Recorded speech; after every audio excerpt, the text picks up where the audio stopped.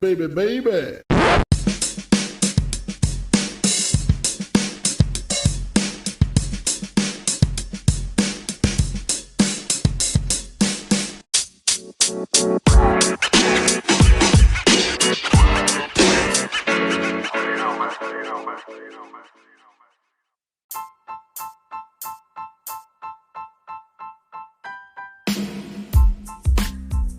Hello listeners, it's your boy NotoriousSA, aka Steve Anderson, aka Amateur NFT Art Dealer. Hit me up if you want some original pieces.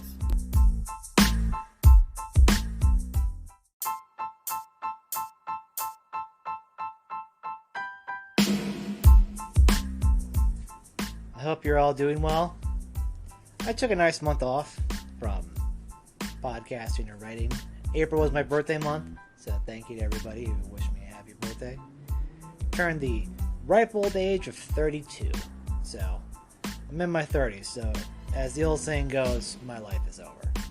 I've basically missed all chances to travel and to have fun. And I basically had to succumb to adulthood. Which, you know, such is life. But it was a good month. I'm sitting here today.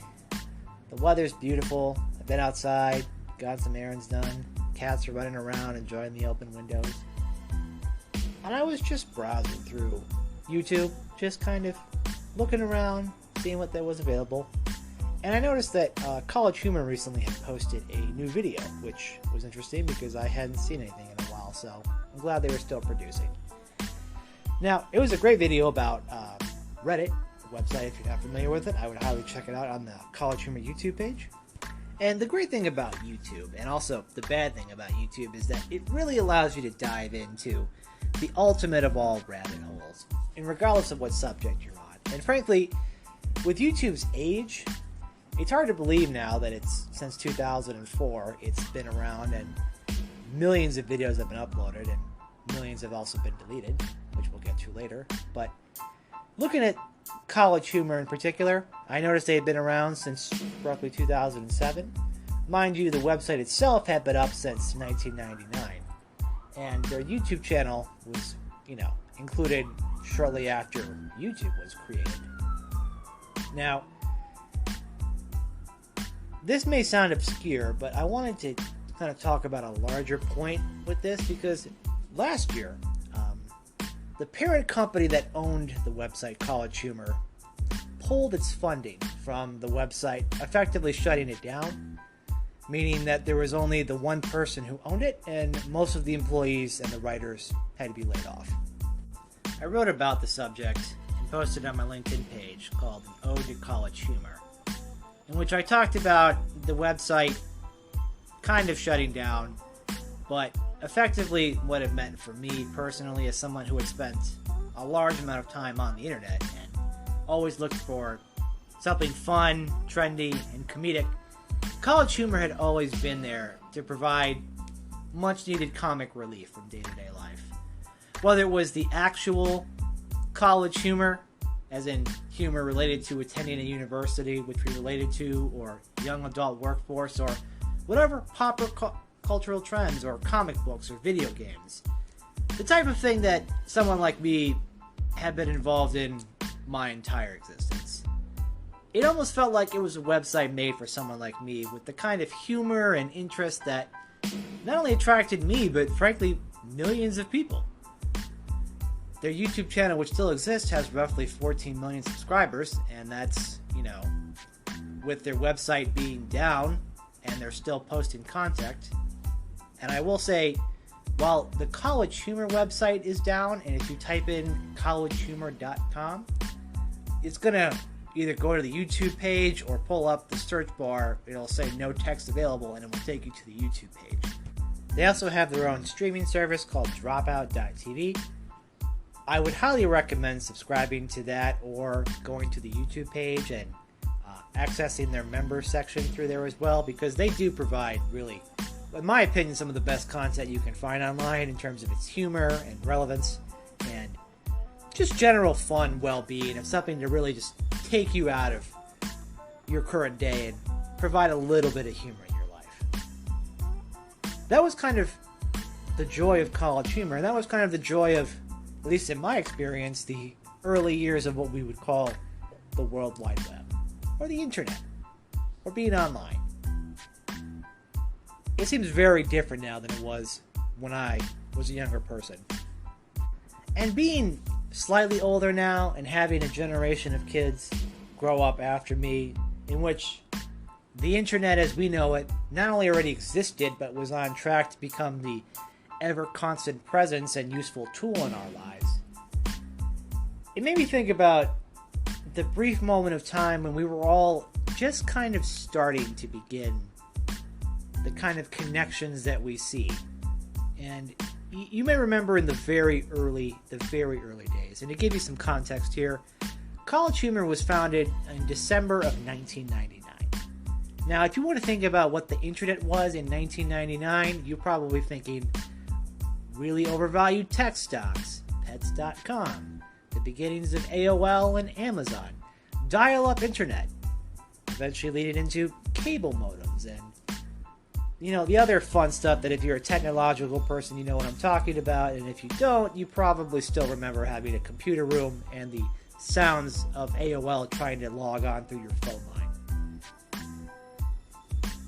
It seems almost archaic now, considering the fact that everybody has a supercomputer in their pocket that allows them to connect to it whenever they want, and frankly, is probably, let's face it, always connected, whether it's through your Wi-Fi signal or your cell phone signal. It went from being something that was difficult to get on to something that it's almost impossible to get off of, in both a good sense and a bad sense. But I'm not here to talk about necessarily the addiction to the internet that most of us have. I want to talk about something a little bit, I guess, strange or peculiar to me, but I think is slightly larger and something that we may not be thinking about. So not that long ago, my wife and I were binging through a show we had seen before, Workaholics from Comedy Central. If you haven't seen it, hilarious. Please watch it. Very funny. Now, while we were watching this show, I remembered on CollegeHumor, in fact, being that the primary audience was there, and being it was from 2011 when the show started, there was a promotional done on the website for CollegeHumor in which the Workaholics crew posed as employees who, at first, they thought were hungover from last night, but it turns out the crux of the sketch is that they have been hungover since the year 2006, and it is in this time frame 2011. So hilarious, right? And it's a typical Workaholics skit. It's funny. It's promoting the show. I wanted to show it to my wife because I thought it was hilarious, and when I tried to pull it up, it really, you can't find it. You can't find the sketch anywhere. Now, because this was an advertisement, essentially, on CollegeHumor's website, one would think if you could go to the website, you'd be able to find it, but the website no longer exists. It's not listed on the YouTube channel under any video, and because it was considered promotional material, there's a good chance it may have been swept away with a large wave of other ads that have vanished into the realms of the internet. And I felt sad because, this was a popular show, this was a popular website, this was a funny video. There are links to it that says that it definitely exists and is there, and being the type of person that I am, going all the way to the Internet Archive, the website which archives the internet, to find it, but unfortunately, while the web page as it exists is there, the video that is attached is not available. So, we're left with a description of something funny, but no way to show you what it actually was. But it wasn't just this video. There have been others that I had remembered, or had come up in Facebook or Twitter memories about things I had done in the past and shared. And when I went to look at them again to relive the magic, the link is broken. It no longer exists. The website no longer exists. The media has been privated or removed. Copyright stricken. Basically a shell of what it was. And it's not just these two videos, it's dozens of links I posted. As someone who is a frequent user of the internet and someone who shares a lot of stuff online all the time, I would often have multiple websites or articles or videos that I found funny or interesting. I wanted anyone who was following me on these social media websites to share. But a large part of them have disappeared. It's phenomenon known as link rot, where links are posted and you go to follow them years later and it turns out they don't exist, they don't follow, they go somewhere else. And essentially your best bet is to either find a cached version on Google, which unless you're very recent you may not get, or go into the web archive to see what it looked like, and when hopefully someone took a snapshot of it. And here's the thing, it's not just that. When you have a lot of interaction online, the assumption that we've gotten and was painted and sort of reinforced over the years was that if you put something online, it's forever. The idea being that between the ability of it to be archived in a digital format for people to share it, and if the event itself is either notorious or large or big enough to be shared in such a widespread manner where the removal of its existence would be basically impossible. And don't get me wrong when I say that if you put something on the internet, there's a chance it won't stay there forever, because the thing about the internet is that its potential to replicate anything of media, picture, video, words, it's there. And again, if it's shared large enough and broad enough, and there is no real power systemically from either governments or private corporations or people to remove its existence, it will be there. But if you share something that maybe is more intimate for a smaller circle of people, something that maybe you really cared about, there's a chance that years down the line, if you wanted to revisit it, it may not be there. Now, this could be that whatever you shared is either removed because the website associated with it is gone, that the video has been removed by the people who posted it, that it's been taken down for copyright reasons. These are all potentials, but what happens when it's someone like a friend of yours or a work colleague or even a family member who you have an intimate, long history with on social media or the internet, and that person either disappears or their accounts disappear, and things that you shared with them, things that you maybe wanted to recall later, vanish. Really, there is no recourse. In an ironic twist of fate, you both may not have control over the things you post and not be able to save your own post. It may be that it's both forever attached and also forever gone without being able to be replaced. Now, in this day and age, which again seems different from the very beginnings of the social media era, people have decided that it's not something that they want out in the world. Maybe because professional obligations may prevent them from doing so, and maybe because they grew tired of the service for privacy reasons or for constant barrages of advertisements.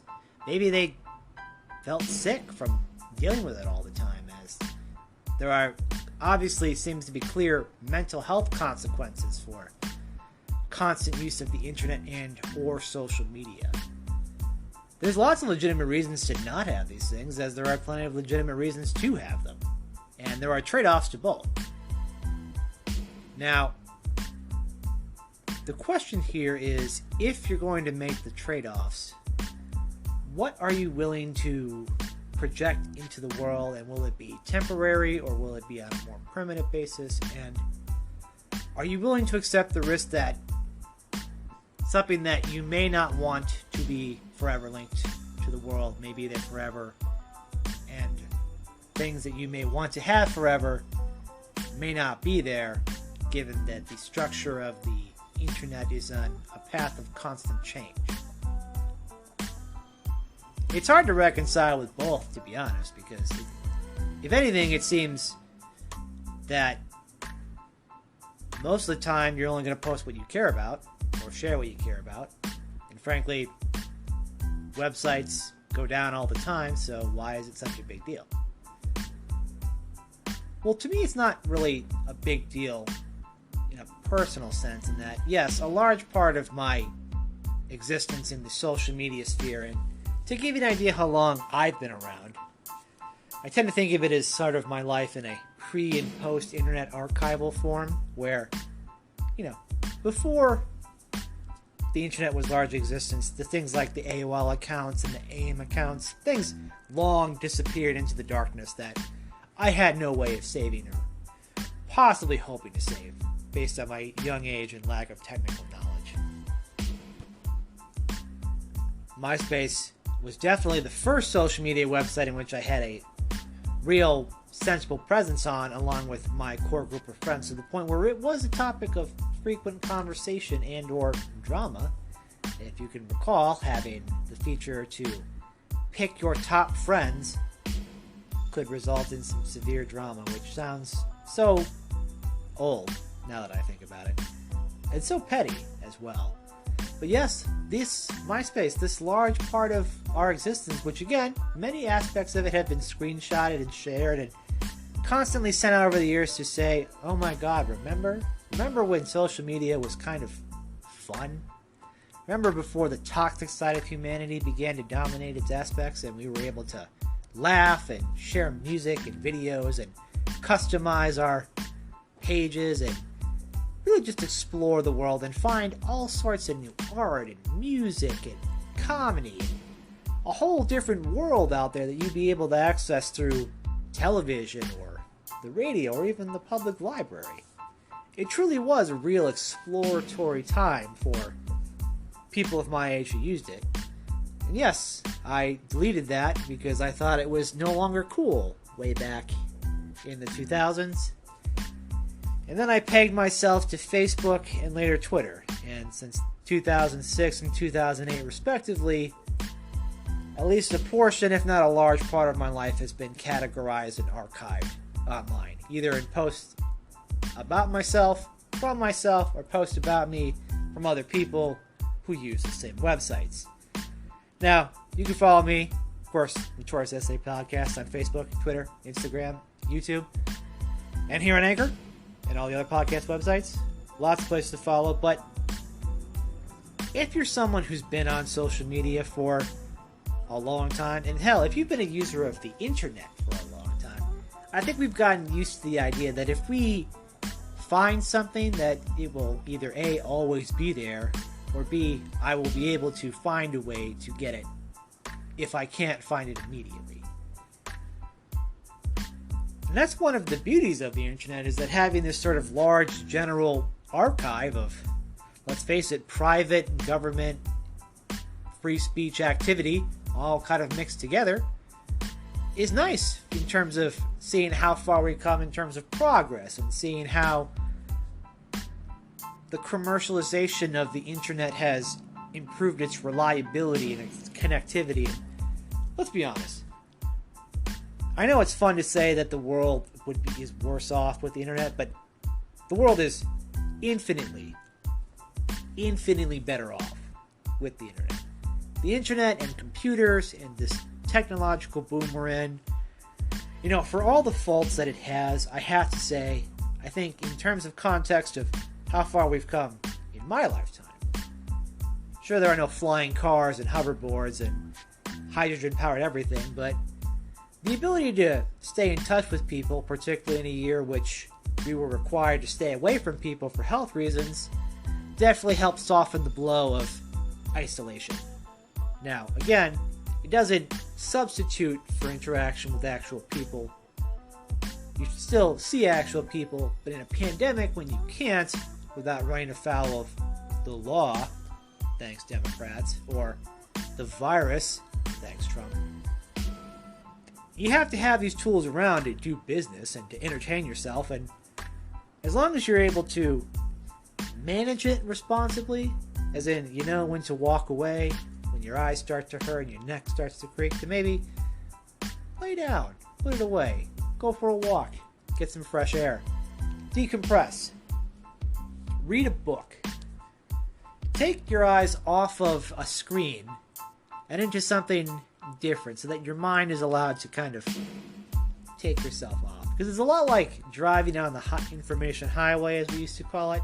You're going to get tired, so you just need to pull off and relax and not be on it. But it's hard. It's super hard to not be on it. Particularly after the last 4 years, when it feels like there were so many important things happening. If you weren't informed, it could be to your detriment. whether it was what the former president of the United States said on Twitter, whether it was a viral video of something completely out of context ruining people's lives, or whether it was the constant stream of bad and sad and true and false information batting you from all sides, it's enough to drive a person mad. We entered the internet age of freedom with the idea that we would have more information and feel better. But in a lot of ways, I think a lot of people feel worse.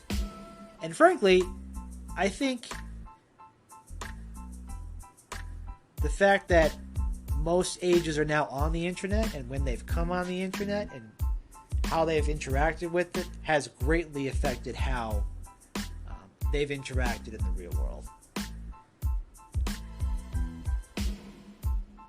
What do I mean by that exactly is, let's compare, we'll say me, if you're 32 years old, if you're anywhere in that range, give or take 3 years on either side, right?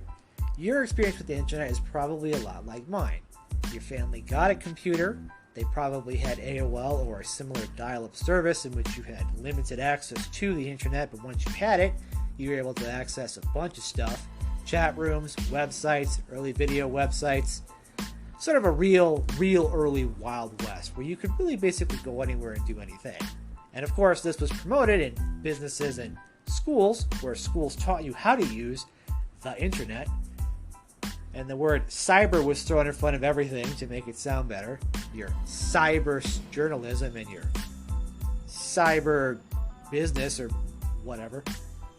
You learn how to use a keyboard, and you learn how to do basic research and how to function, how to stay away from bad websites. And as you got older, that expanded into different websites that you could be on, and it was chat rooms with your friends, or private group chats, or email chats. Social media comes around with your live journals and your MySpaces and the other ones of the early aughts. And then it evolves into your bigger ones, your Facebook and your Twitter and your MySpace. And you may have had Vine. You may have a YouTube account. And at first it's great because you have it and all your friends have it and you're all connected. And in the early days of these sites, when it's mostly young people sharing what they're doing, at least in our world, there was a lot of partying going on.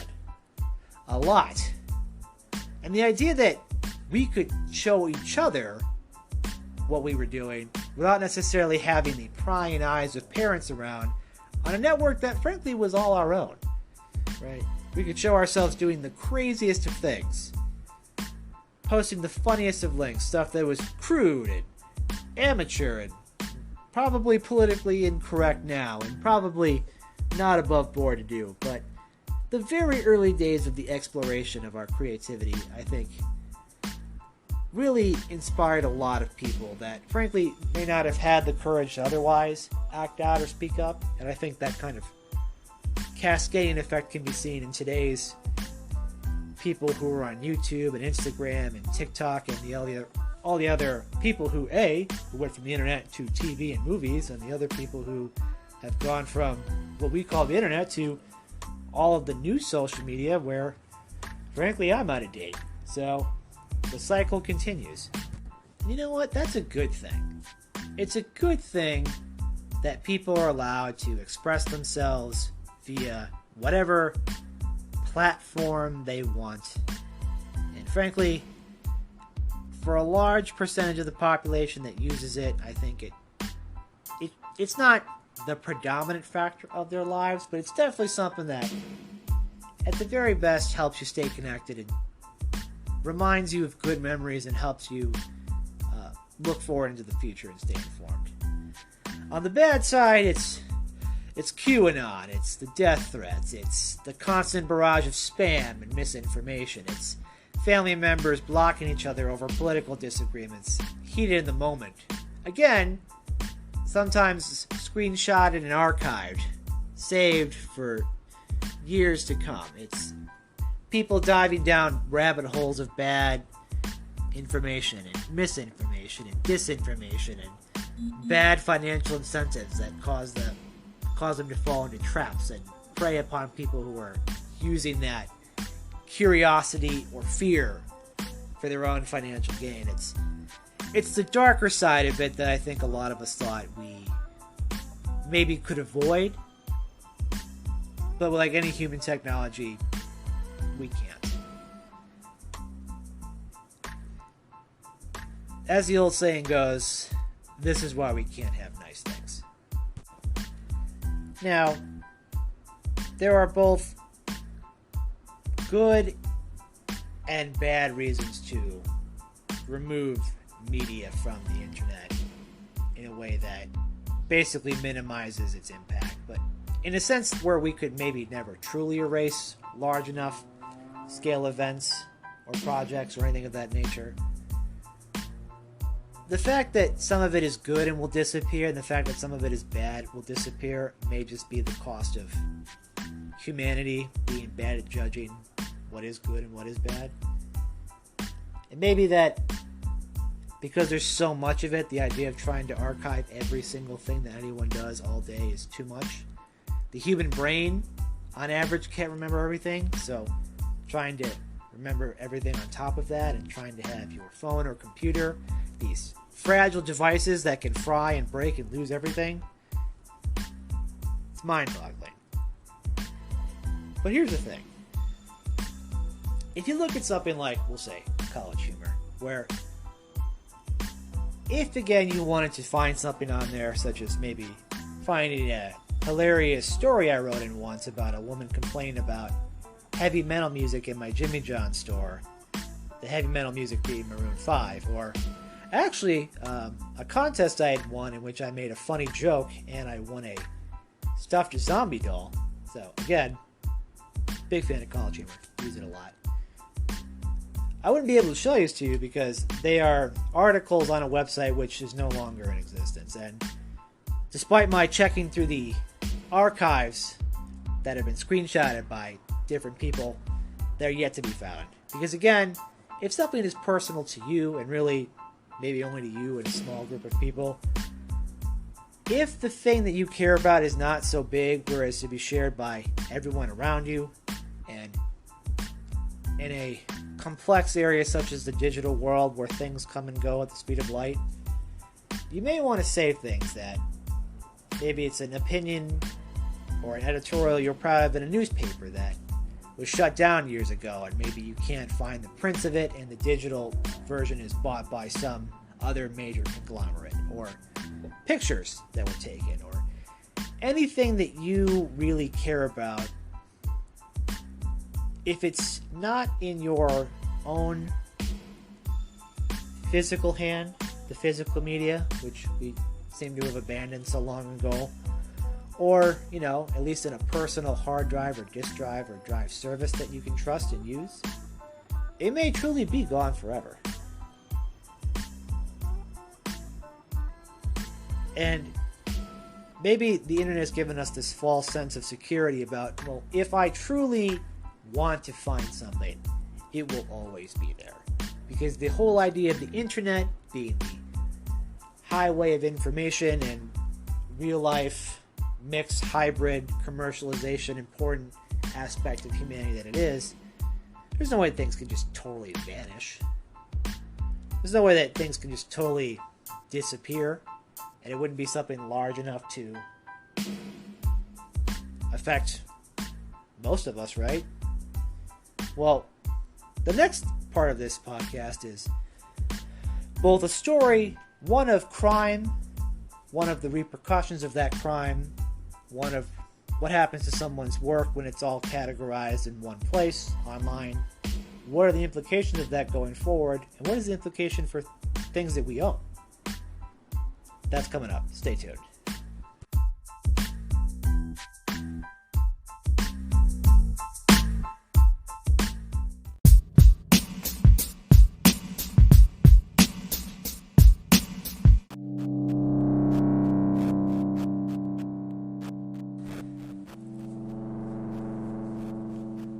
One case of rise, fall, and infamy in social media is the case of Austin Jones, a singer who, through his YouTube channel, was able to gain millions of views and hundreds of thousands, later millions of followers. Now, if that name vaguely sounds familiar to you, it's because Austin Jones, while famous for music, he is most famous for, and currently serving a prison sentence for being found guilty and convicted on charges of child pornography. Now, this stems from him using his influence as a massive social media star and musician, built up over years on sites like YouTube and MySpace and other social media networks that are there. And I will say that if you want to learn more, I'm not going to spend too much time on it because the case itself is both fairly straightforward in terms of its prosecution and its sentencing, and also interesting in the sense of if you read the court documents about Austin Jones's life, which I didn't know anything about him before it, and again, he pled guilty, and what he did was very bad and unexcusable. But in terms of it being, human interest story, the court documents are there if you want to read them on USA Pacer. A lot of it's boring material, but essentially it centers around him using technology to advance his music career. That music career would then gain influence of fans. A lot of these fans are younger. He would then convince those younger fans to send him sexually explicit images, which is the production of child pornography. All this, again, court records, pled guilty to, it's all there. Now, mind you, this particular person had a reputation before this event happened. He performed at different concert venues that are actually relatively well known, such as Warped Tour. And if you look back in 2015, this same person, Austin Jones, was accused of, again, being sent inappropriate videos by younger people, which he claimed were dancing videos. The particular dance that involves being called twerking. So again, that's all available out there. But the part I want to focus on is what happened to his channel. Because again, he built this very large presence through YouTube. Like many other celebrities that would go on to have a social media presence and then try to land record deals. Taylor Swift and MySpace being among them. Social media has become a way for artists to expel their media out there into the world, and for lots of fans who, without the gatekeeper of an industry to decide what they find is entertaining, can support it. Now, what happens here is because Austin Jones used YouTube and his Google account in general as part of his criminal acts, in the immediate aftermath of the arrest in Chicago's O'Hare Airport, there became a barrage of comments after the news broke of it. People would begin what's called brigading, which in social media terms is sending loads of people to his particular media accounts to, call him a pedophile, burn in hell, you got caught, I knew he was a creep, all this stuff. So naturally, a justified flood of hate for someone who had been accused of and now is confirmed to have done terrible things with behavior in the past that indicated this person probably does or has done bad things. Now, this is a bit of a technical glitch here, but stay with me because it's important, is that essentially what happens is that YouTube freezes the account of Austin Jones. The court rules that because social media and the internet was something he used to commit his crimes, he would not be able to use it. So essentially his accounts became frozen and or terminated. So, MySpace, if it was still there, Facebook, Twitter, Instagram, Vine, Spotify, other streaming services, all of the music is taken down. None of the places have to do that, but as a matter of probably good PR and for also likely violating their own policies, everything was taken down. But not YouTube. YouTube leaves it up under the sense that he's been charged criminally but hasn't been convicted in court. Now, over the next few years, while this process plays out, it's pretty straightforward. It's just a series of procedural things that happen. YouTube disables all comments and prevents videos from being, no, there's no advertisements. You can still share them, but it's very limited, and you can tell it's essentially being hidden away.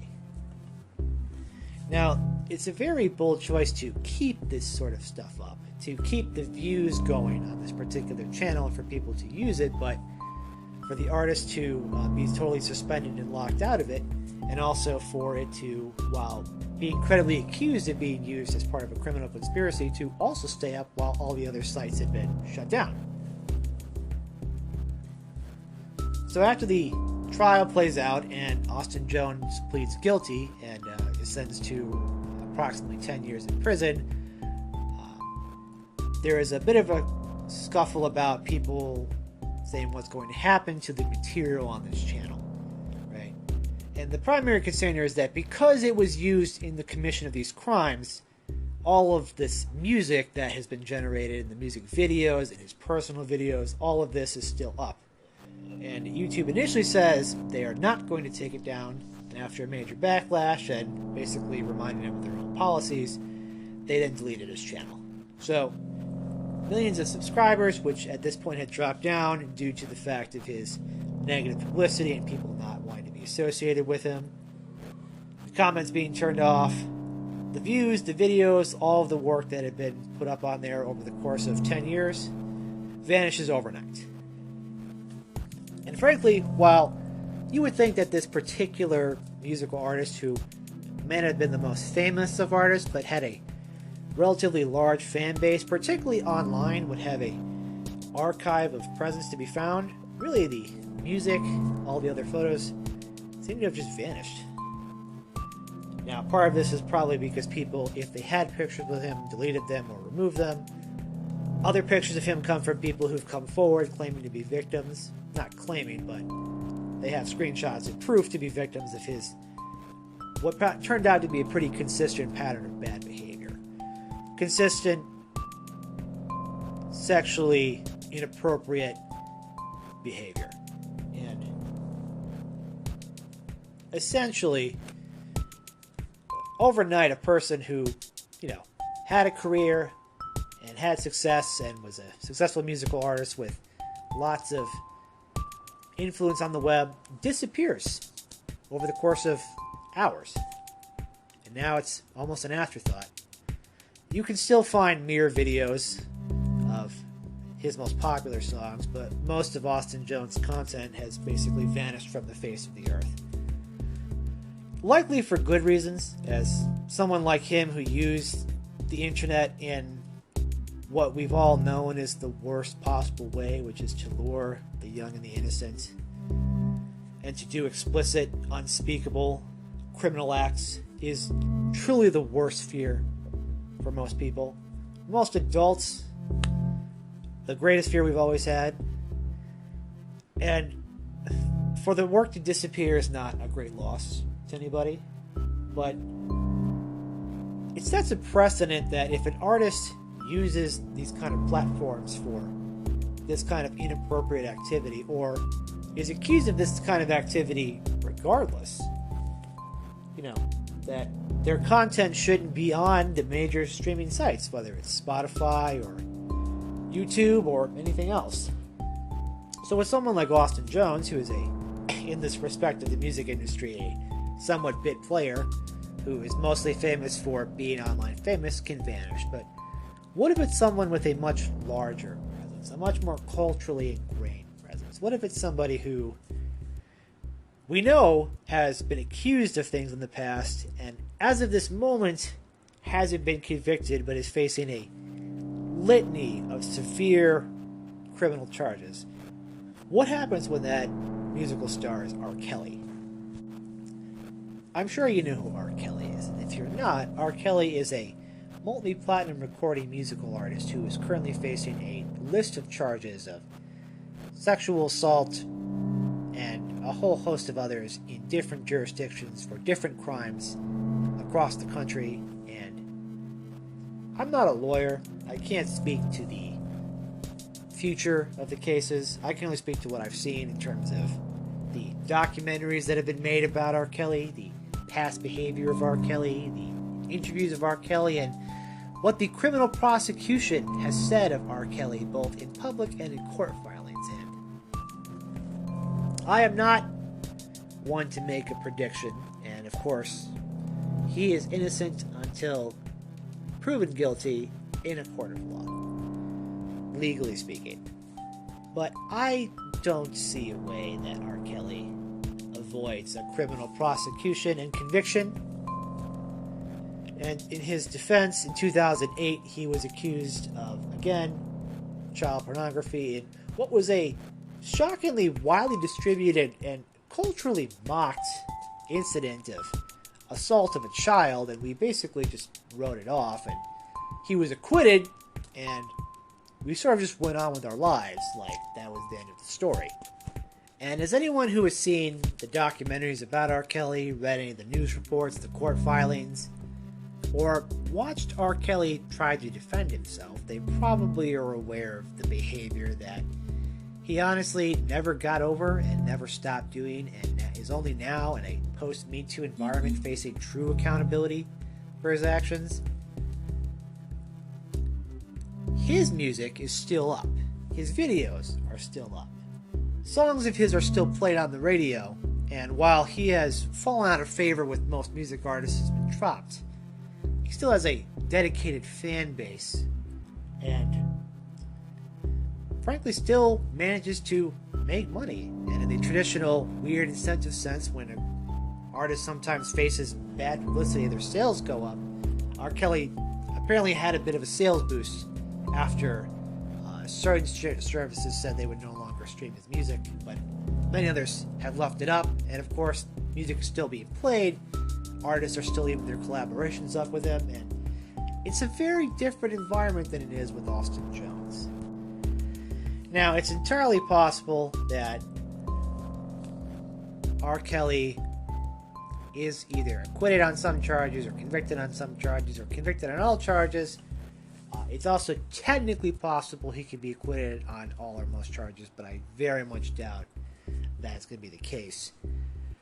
What happens when he is officially convicted of the crimes, of some or all of the crimes he's been accused of? Considering the fact that part of that is the same kind of style as what Austin Jones has been convicted of, the same methods, the same general background demeanor, and the same general lack of respect for the victims. You wonder, in what sense is it fair that one artist disappears off the face of the earth and goes into prison, and another, while incarcerated awaiting trial, manages to have a big rise in sales? Although I don't think it's enough to cover what apparently is a very messy, unorganized financial life. So the key difference is, why is it that in some cases the internet and the media is able to basically remove someone from existence, the parts that would essentially, not be about the documented crimes, but in other cases we have a much different standard where, we can separate the artist from the art, and we have multiple collaborations with multiple artists across multiple decades, none of which has anything to do, in terms of the artist working with him, questions about their credibility at all. So what do we do? Well, for one, it would essentially be impossible, at least in my opinion, in the event that someone, R. Kelly, is convicted and a similar precedent being set that most streaming services remove his music and YouTube suspends his account, what you would essentially have is a free-for-all in terms of trying to find music by R. Kelly. Now, mind you, again, what happens to songs that aren't his that he's in is another question. Do artists voluntarily drop those? Which many may. A lot of people may just say, it's not worth the hassle. They'll just remove it, right? Maybe versions of these, because they were popular songs, will be archived somewhere else to find later. But honestly, I don't know what the right answer is. I guess it's up to each private service to decide if they want to continue to carry music of R. Kelly's now or after the legal issues have been adjudicated. And I'm sure lots of people have private MP3s or CDs that they'll have, and I'm sure there'll always be some sort of market one way or another for such a large presence.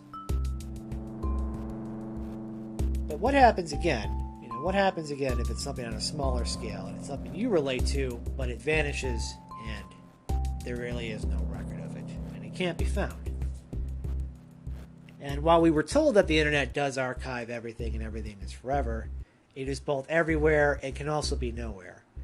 And not just because, major corporations have large control over the content that they distribute, which, by the way, they should.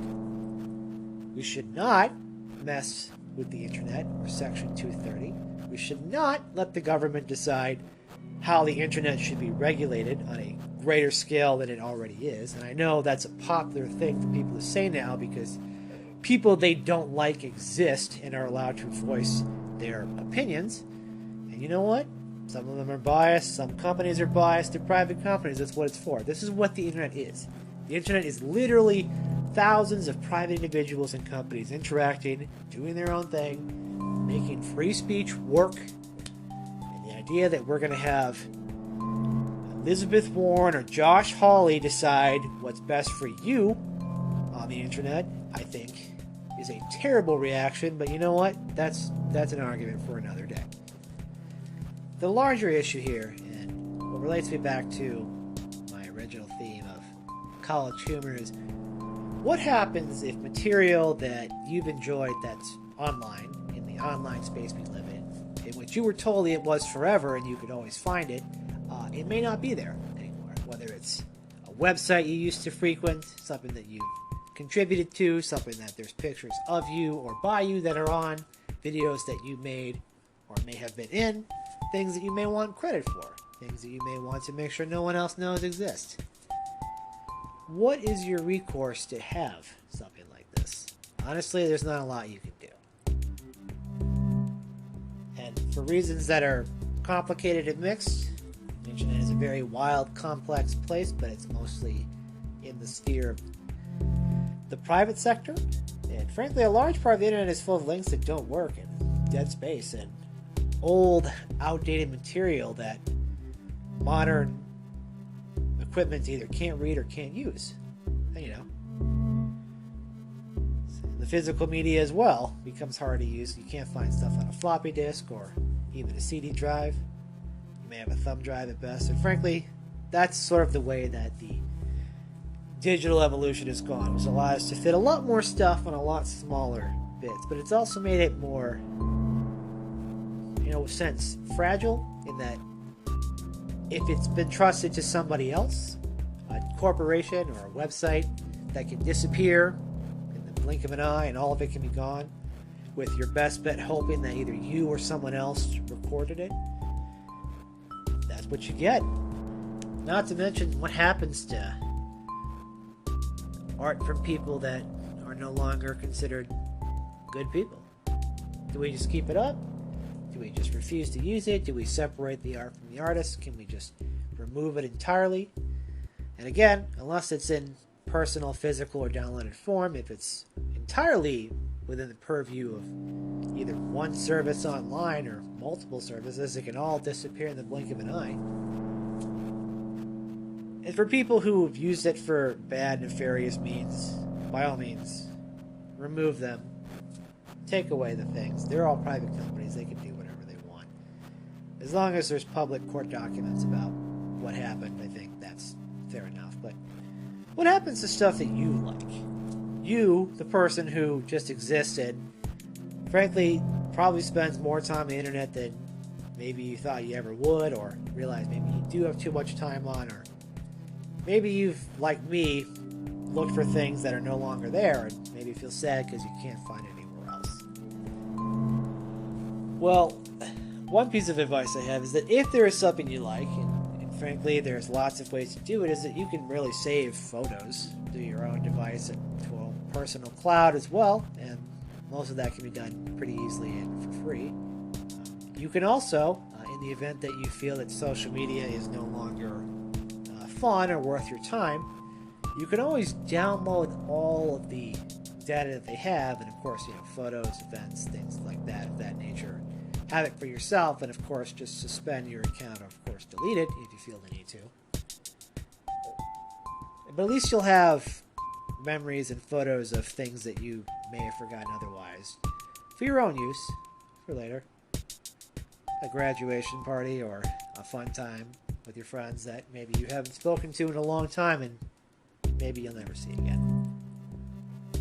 Whether it's music from people that are problematic and frankly, just while they deserve the punishment that's there, maybe it's at best a minor inconvenience to you, or there's music that you like from somebody. Let's face it, I like a lot of R. Kelly songs, and I'm aware of his problematic behavior, and I don't support any of it, and I hope he faces justice for what he's done. But I still like the music that he makes and the artists that he has collaborated with, those songs, and I think it's fair to say that I can separate the art from the artist, and I can say I won't buy his music anymore if that's the case. If you're stealing MP3s from someone like R. Kelly, is it really a crime?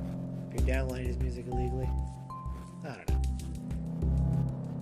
More so, what happens if there's something that you actually like and use to connect with people, and it being the internet and being full of the digital age just vanishes because whether they take it down, it goes down, it just vanishes, or frankly, it's old and outdated and eventually you can't find it anymore and it just vanishes and you hope someone took a picture of it at some point. Don't be afraid to save it for yourself, because sometimes things can seem very funny in the moment and feel funny or even relevant years down the line. And it's a way to give us perspective of what was happening in particular moments, both in our lives in terms of what we remember when these things happened and what was happening in the broader culture, and either how far we've come or how far we could have gone or how backwards we were. All of this is helpful in my sense, greater understanding of both ourselves and the broader context of all human knowledge. It's sad because, and I guess maybe this is all just about me having a place I could go to every day that usually, had something funny for me to look at and made me feel better. The sense that it's gone now and that I can't just, find funny old articles or read new ones or funny cartoons from a place and actors that I had followed for years and are now in successful other places, so good for them. It's just the way it is. There's things you like and they eventually just stop, and sometimes they just vanish. My advice, though, is if you have something like that and you have a way to find a way to save it for yourself, try to. You never know. You can look at old memories and, I'm sure lots of people, now are trying to log back into their MySpace, which they haven't done since 2005, and you don't know the password, you don't know the email, so don't even try. But yeah, people I know, they still have accounts, and there's still a photo of them I can find, and that's pretty much it. But I can imagine a large number of people thought that they have all these memories that they can always find, and it's not just that. MySpace has lots of music that it deleted over a decade's worth, just vanished. People's hard work, people's creativity, their explorations, things they shared, things that I guess we assumed would always be around, just gone in the blink of an eye. What I guess I'm trying to say here is that I really kind of want to break the stereotype that the internet is forever, because nothing is forever once we think about it. I think a large part of us who grew up in the age of the internet thought that this was going to be, and let's face it, is one of the great leaps forward for humanity as a whole in terms of its providing access to information and connectivity. And I guess that's probably the good and the bad that always comes with technological innovation, the trade-offs. We can connect better, and it means that people can connect to other people across the world, or connect to their own elected leaders, and the elected leaders can connect to their people.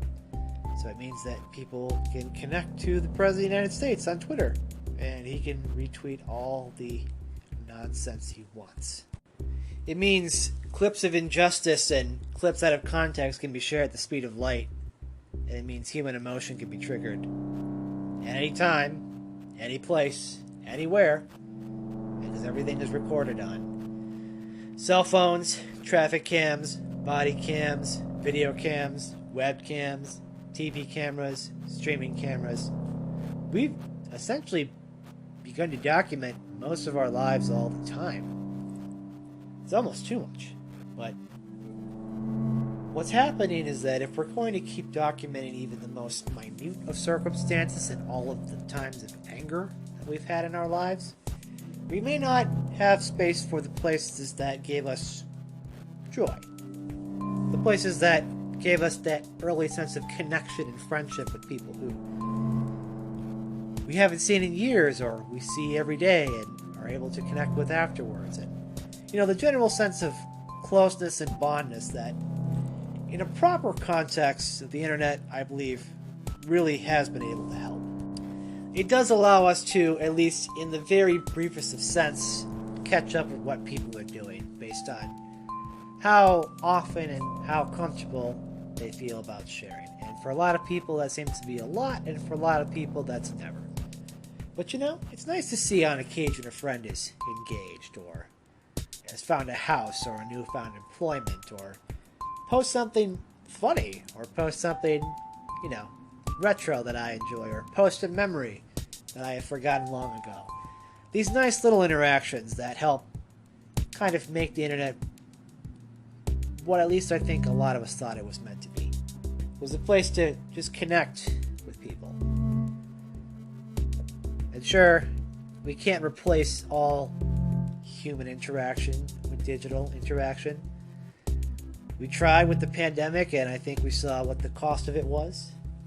While it did allow us reprieve, I think the kind of isolation and built-in digital information systems that we have for a lot of people led to a constant exposure of either bad news or false news. An anger that justifies responses, and also unjustified acts of belligerent violence. Maybe it's the pandemic talking, but it seems like we've been on this course for a while, and the idea of the connectivity that we have is always going to catch up, that if we're always in constant contact all the time and sharing every moment, good and bad, that maybe we're just going to drown out the unique funny moments in life. And maybe it's hard to find joy in those moments, but we can try our best to do so. I think there's a line between abandoning all social media and having the government come in to regulate all of it. I think that seems to be a fair compromise. I, for one, still trust these private companies, issues aside, more so with this kind of access to speech than having the federal government dictate what should and should not be allowed. Also, the fact that this connectivity clearly is still helpful for people who, for other reasons, cannot be in contact. And while, again, it can't replace all human interaction, if it can replace some, it can have it in good circumstances, I believe it can be really beneficial. We've worked phones and radios and television into our lives, and I don't think the internet is that much different a leap to as a way of interacting with people. But yeah, not having this kind of face-to-face conversation, at least at some point in the future, for a lot of people, is just going to be too much. For a lot of introverted people like myself, having a way to connect to the world and having a place for people who know me to see what I think and what I share has been helpful for me. As opposed to just going on the street and yelling what I think or showing people the stuff I like, it's a way for me to express who I am and what I care about. It's also a way for me to share pictures of my cats, because they're so cute all the time, and it's just hard to not try to capture it. And of course, I have hundreds of my pictures of my cats, hundreds of them, and I'm sure now all of us in the age of instant photography have dozens, if not hundreds, of photos of our loved ones, of our friends. If you were a child born in the age of social media, odds are your life has been documented every year in almost to the day, right? And that's information that I think, at least in some cases, should be saved, because there's a good chance that if you're not big enough and important enough, and the thing you use to share all these important memories disappears one day, it'll just be gone forever. And unless you took some action to save that kind of info and the photos ahead of time, it can all vanish. You know what? In the same way that physical photos can get physically damaged and photo albums can get lost and take up space, and we can digitalize those photos and put them on disk, and those disks sit in spaces somewhere. We all have memories that are archived in some way, shape, or form. And it's nice to think that at least the very important memories we have, the very big events, the weddings, the birthdays, the births, the big first days, the harrowing tales of our lives will be the ones at least we care about, will be categorized so that when our own memory fails, or when our own memory starts to play tricks on us, that maybe we'll have something that we know that we did to document who we were and what we've done and where we've been. Hopefully it will be good. Hopefully the tales of our lives are archived in ways that past human ancestors that, if you think about it, it's unfathomable. And I don't mean past. I mean, go back to not just the pre-internet era, go back to maybe 30 years before the internet era. Explain to somebody in the 1960s and 50s the way you live your life today, pandemic aside, right? Explain all the channels of communication you have, and explain that the thing that they put the man on the moon in, that is in your pocket, and then if you probably could show it to them, they would have no way of comprehending what you're talking about. That is the kind of digital age infrastructure that we have at our disposal, which, if you think about it, is truly a magnificent tool. But it also means that maybe we archive the stuff that we don't care about, or people that we really don't like, or stuff that really, maybe looking back on, isn't in the best taste, or maybe wasn't your best decision, or maybe could be taken out of context enough where it's going to cause too many problems for you. And you know what? You don't have to keep everything. Clearly you don't. God help you if you try to keep everything. But the really good, positive stuff that you know, that you can look back to and take your lessons from and share with, and you think maybe down the line with people you care about, they can share with them, and you can have that kind of special connection and a good laugh with somebody, that's something worth saving. That's something worth keeping on to. It's not easy, and I think for a lot of people who may not be as technologically involved as I am, it may be more difficult now.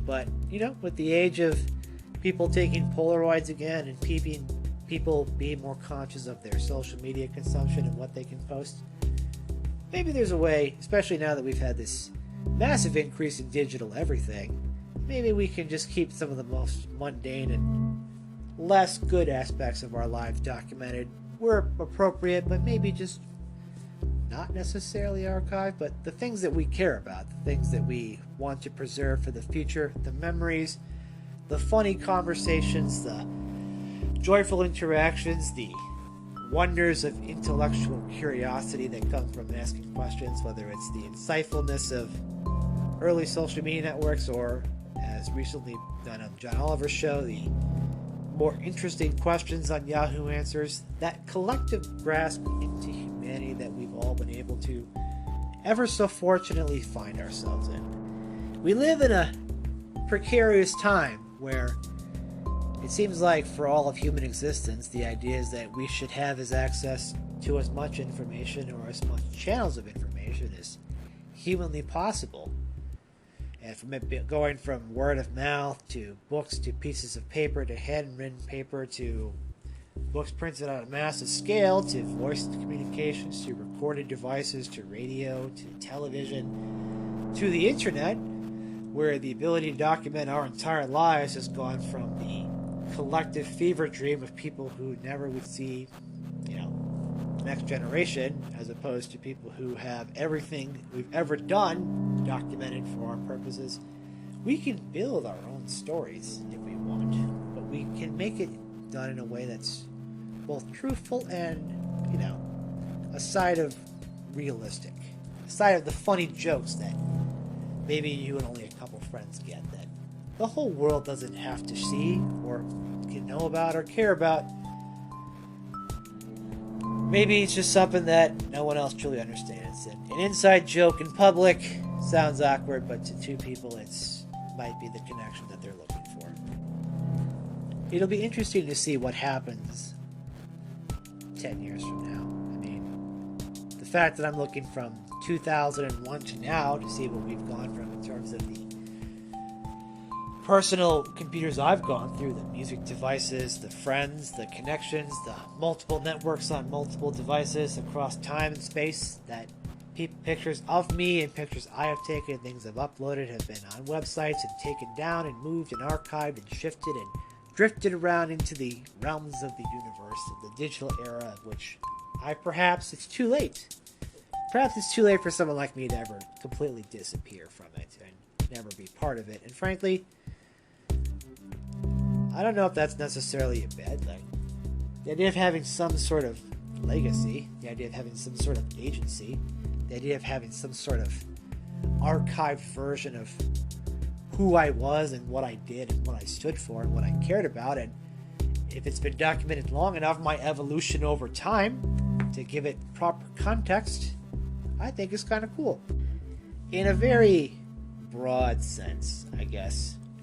If you think of it in the same way that cavemen painted walls to tell a story, or that people took photos to immortalize themselves, and some didn't for the fear that the idea of having some part of you immortalized forever would be a terrible proposition. The idea of our legacy in the world versus our relatively brief existence means that for a long time the channels that we could learn from, grow from, use to our advantage, and sometimes to our peril, leaves us feeling like we may be powerless and that we are so small in the very vastness of the world and the universe itself that maybe we don't know what's worth sharing or what's worth caring about. We know we've always had our network of friends, and we may realize that the interactions that we have change over time. Whether it's kids hanging out in parks, to kids having sleepovers, to kids all playing video games online together at the same time from their own houses. These types of interactions are, just the way that we've continued to evolve in our ability to communicate with one another. I think there is a natural tendency to be skeptical of new technology, because if it's not something that you know, or you're no longer the target demographic, or you no longer understand what it means or why people use it or how it works, or you feel like you may have missed your opportunity to be a social media star, you just sort of see that the world changes around you. And in an era where the internet makes things change faster, that faster change keeps happening even faster. To the point where video game deadlines blur, images you thought for 10 years ago are actually from 30 years ago.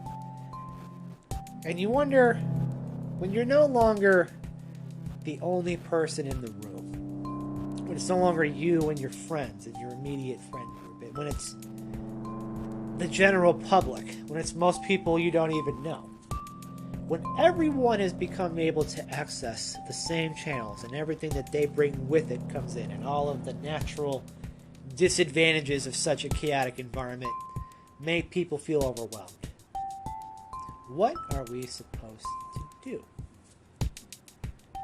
Seems like you're addicted and you feel like you shouldn't be addicted because it's a phone and you have free will, but also it seems like that's exactly what they want you to think.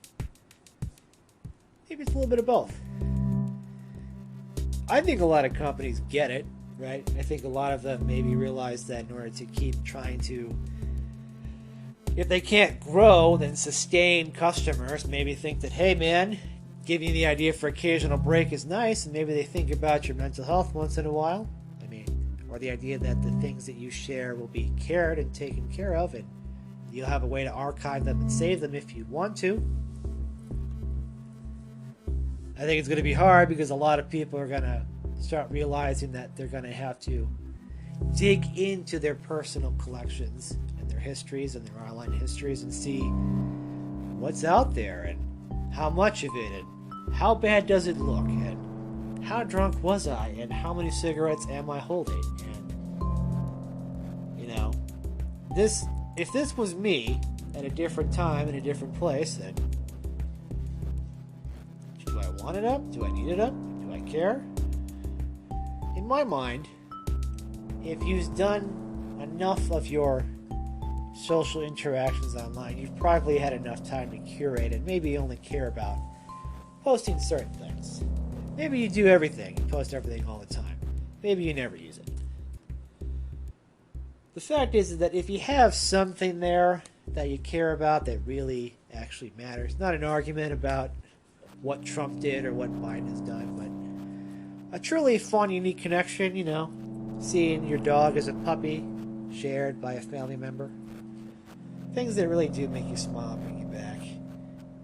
If those things are no longer considered permanent in the online sphere, you should save those.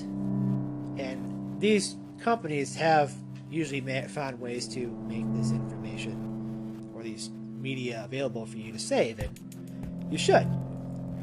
Maybe save them on a personal hard drive. Maybe save them on a disk.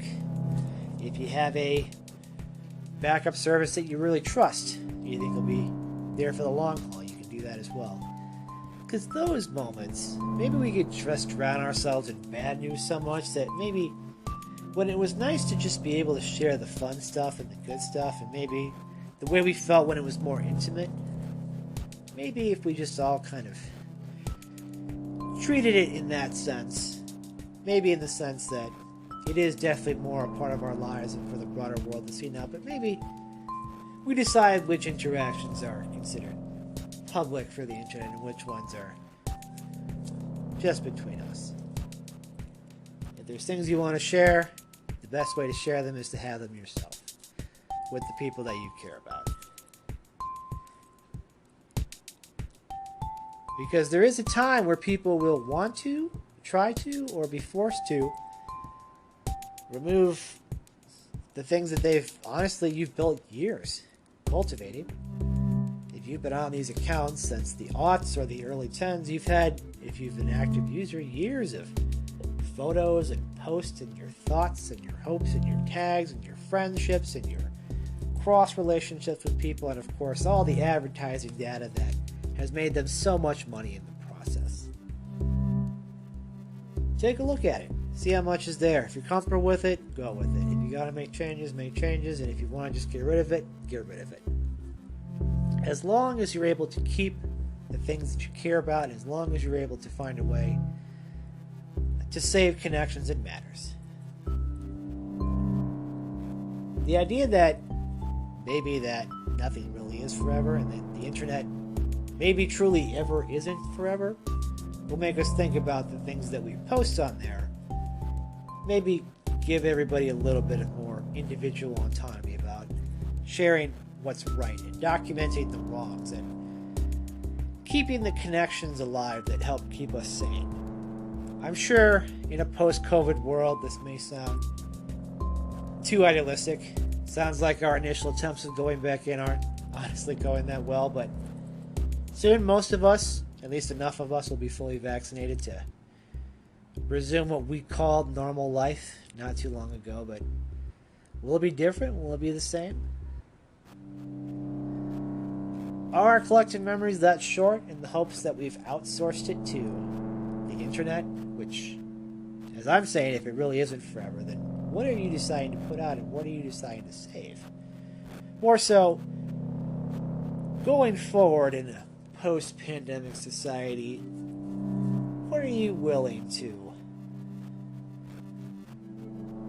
find joy in? And if you really like something, what's the best way to keep it? Whether it's in your heart or your mind, or in a picture, or in a video format, or whatever helps you feel happy. Because you should always feel like you need to be on the pursuit of happiness. That's all for me, folks. Thanks for listening. This was mostly just me talking out loud, kind of just thinking things over. Working on life, seeing what's up. Hope you're all doing well. Positive vibes, keep doing what you're doing. Life, liberty, and the pursuit of happiness. I'm out.